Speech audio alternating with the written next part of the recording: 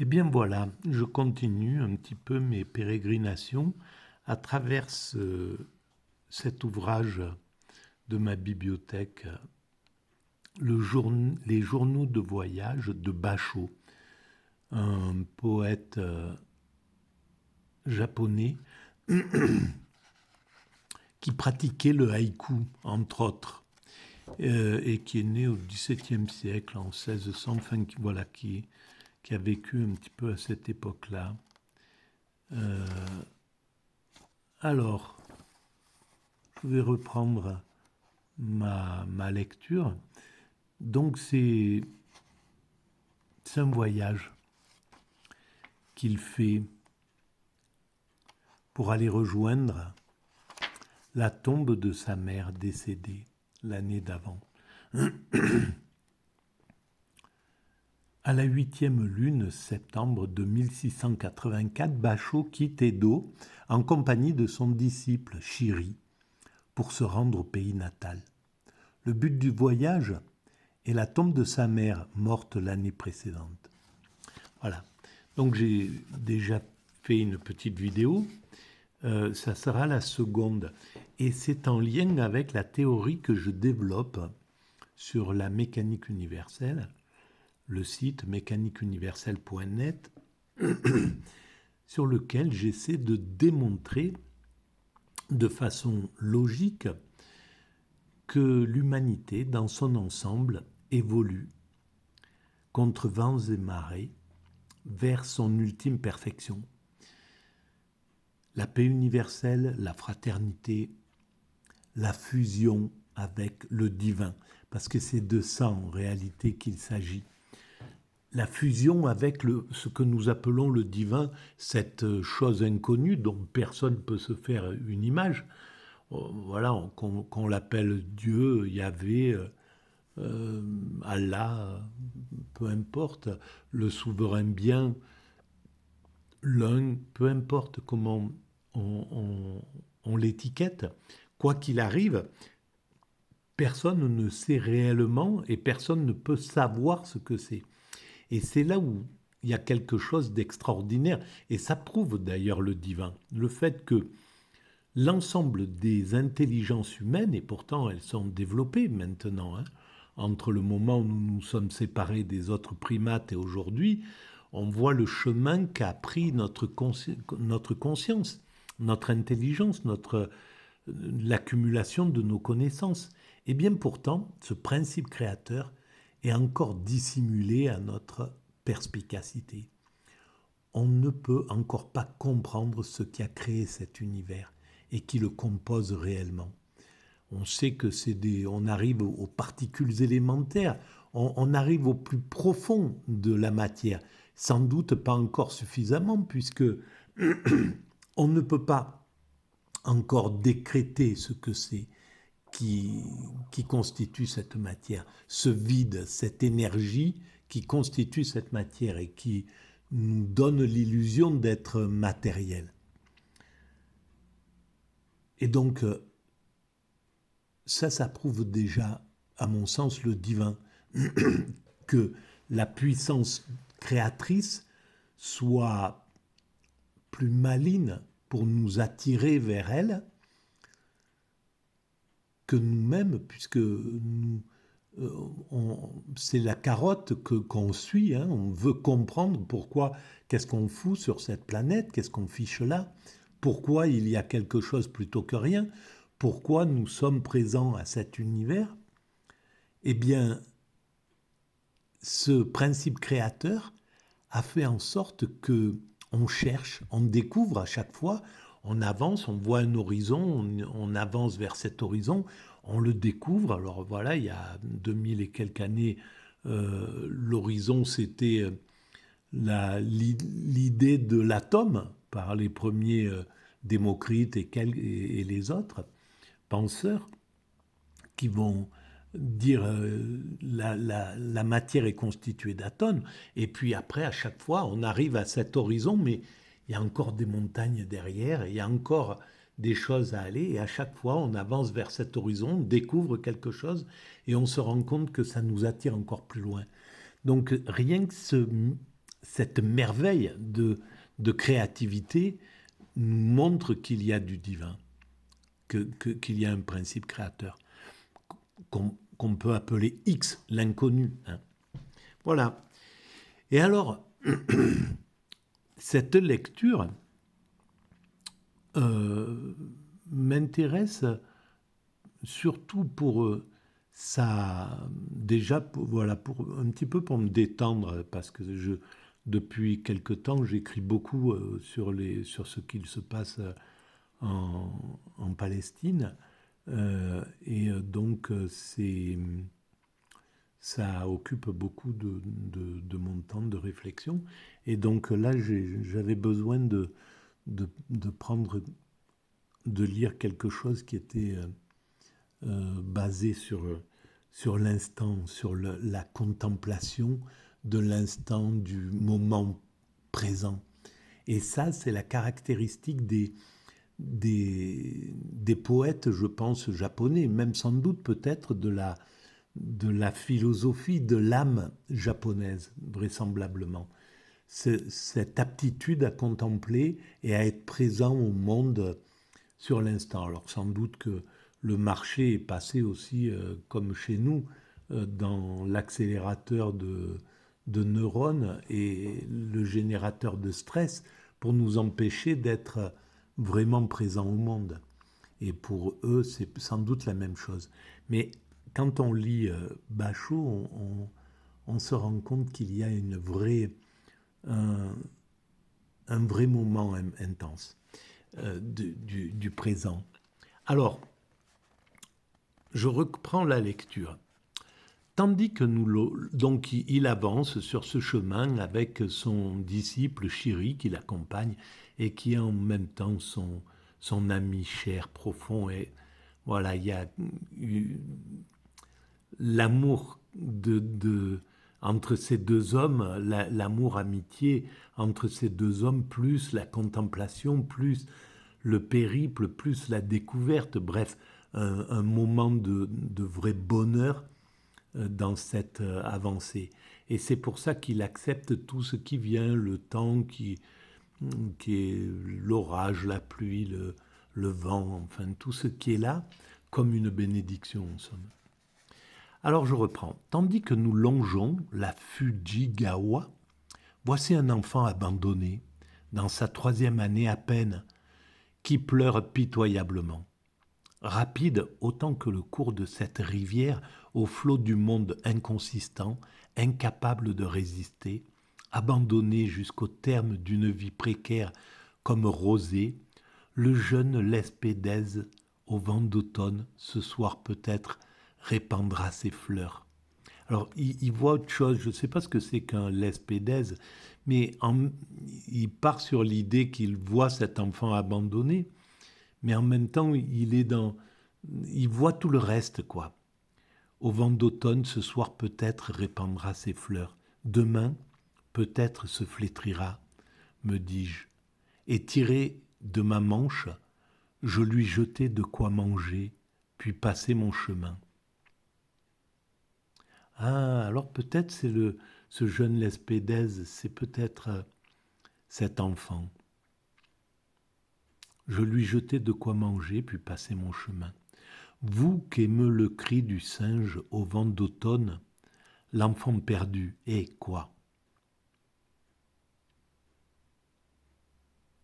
Voilà, c'est magnifique parce que il devait y avoir des enfants comme ça errants, des enfants qui étaient à l'abandon. C'est là où on voit que malgré tout, l'humanité, dans sa globalité, a évolué. Évidemment, il y a des zones de chaos, de guerre, et c'est des zones que bien souvent l'Occident a engendrées. On peut imaginer des enfants comme ça en Afghanistan qui errent comme ça, qui ont perdu leurs parents, ou dans les zones de conflit, dans les zones de guerre, au Yémen ou ailleurs.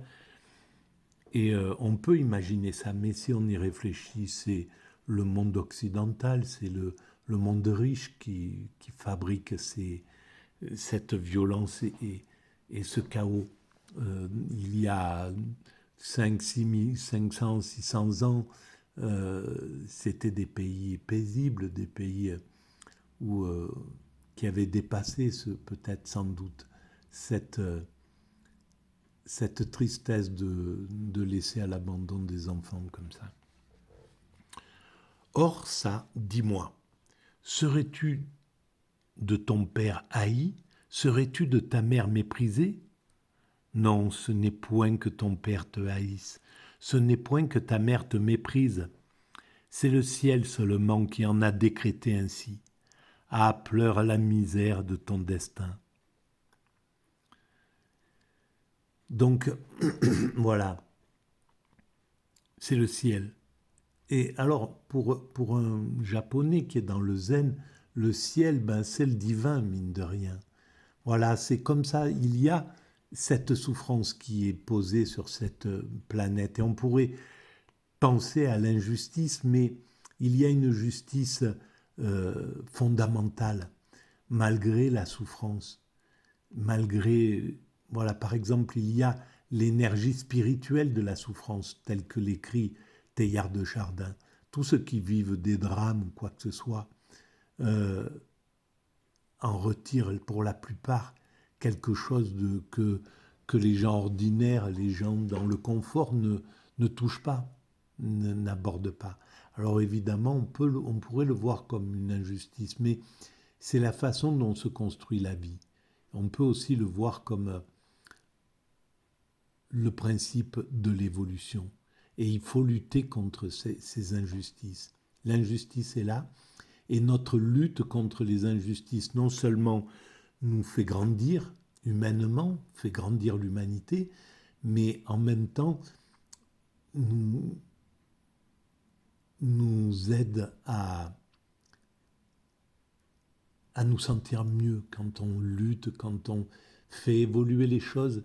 Donc il y a quelque chose derrière qui fait que cette évolution, elle ne peut pas se faire autrement que comme elle se fait, avec ce que nous appelons l'injustice, mais qui est le principe de l'évolution, contre lequel nous devons lutter quand nous l'estimons injuste. Et c'est pourquoi d'ailleurs, c'est un crime contre l'humanité d'essayer, par exemple dans ce conflit actuel, et c'est pour ça que je me sens encore obligé d'y revenir, malheureusement, c'est un crime contre l'humanité d'essayer de manipuler les humains pour qu'ils ne manifestent pas leur indignation, leur tristesse, leur désir de justice, qu'ils ne puissent pas les manifester face à l'opprimé. Parce que c'est sur ça que l'humanité est basée. On est basé sur le fait qu'on défend, que notre âme profonde vise à défendre le faible, le fragile, le souffrant, etc. C'est grâce à ça qu'on évolue vers cette perfection. C'est parce qu'on préfère Robin des Bois au shérif de Nottingham que l'humanité évolue. Si l'humanité préférait le shérif de Nottingham, la perversion, par exemple, eh bien on avancerait de plus en plus vers la perversion. Le monde serait de plus en plus tragique, pervers, de plus en plus violent, de plus en plus grave. Eh bien non, c'est parce qu'au fond, notre humanité nous pousse à défendre le faible et donc l'opprimé. Et là, actuellement, c'est les Palestiniens qui sont les opprimés. Donc quand un gouvernement comme le nôtre nous interdit d'aller manifester, eh bien, il influence, il nous rend, il construit de l'inhumanité. Il nous oblige à devenir inhumains, à oublier ce peuple, à ne pas nous en occuper, à tourner la tête. Il nous oblige à être inhumains.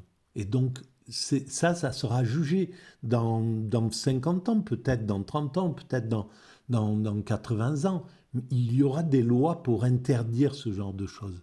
Ça sera attaque sur l'humanité de l'humanité. Crime contre l'humanité de l'humanité. Et ceux qui préconiseront, qui travailleront sur ça, comme notre chef de l'État, ben, ils seront jugés dans 50 ans. Aujourd'hui, ils passent à l'as, mais dans 50 ans, ça ne sera plus le cas. Le jour que nous franchissons la rivière Deuil, comme tout au long du jour, la pluie était tombée. Voilà, il passe de ça, donc il voit cet enfant, il est obligé d'accepter. Il y a ce côté de fatalité, la vie est ainsi faite, il ne peut pas le prendre en charge, il dit ce qu'il doit dire, il fait sa critique du monde, il dit vous que le cri du singe émeut, l'enfant perdu est quoi? Et vous oubliez. Donc il fait son travail, mais sa mission, c'est d'être le poète qu'il doit être. Et donc, voilà. Le jour que nous franchissons la rivière Deuil, comme tout au long du jour, la pluie était tombée. Pluie des jours d'automne, ceux des dos auront compté rivière Deuil. Ceux des dos auront compté rivière Deuil, Chiri. Donc, Chiri, c'est son ami. Chose vue. Du bord du chemin, l'hibiscus par le cheval s'est laissé brouter. S'est laissé brouter. C'est cette observation des petites choses du minimalisme. Et juste avant la mécanique universelle, j'écrivais des petites nouvelles. Et j'étais influencé par les haïkus. C'était quelque chose que je lisais à l'époque. Et ces petites nouvelles, c'était les nouvelles du petit parc. Le petit parc, donc chaque jour, j'allais y passer 1 heure ou 2. C'était un tout petit jardin public insignifiant, mais voilà, il y avait des bancs, il y avait quelques arbres, et il y avait tout le temps des choses à voir. C'était à côté des lycées ou des... voilà, il y avait des étudiants qui venaient, il y avait des promeneurs, il y avait toujours quelque chose. Et donc, je faisais des petites nouvelles minimalistes. Un coup, c'était un figuier, le figuier qui perdait ses feuilles, c'était l'automne.